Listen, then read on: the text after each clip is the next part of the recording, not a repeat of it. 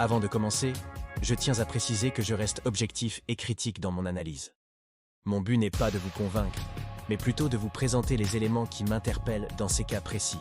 Commençons par la première apparition, capturée par un explorateur au Maroc il y a quelques années dans un bâtiment abandonné. La particularité de cette apparition réside dans sa cohérence avec les témoignages historiques.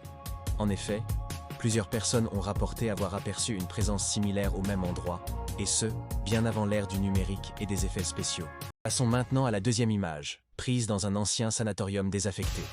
Celle-ci montre ce qui ressemble à une petite fille en uniforme d'époque, debout près d'une fenêtre. La qualité de l'image n'est pas au top, mais ce qui me frappe le plus, c'est la façon dont elle se déplace.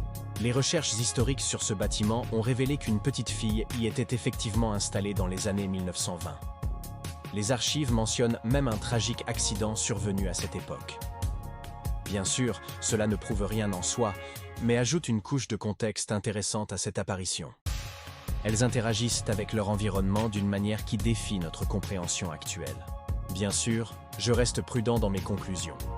Le monde du paranormal est rempli de canulars et de manipulations, mais ces trois cas particuliers résistent à une analyse critique approfondie.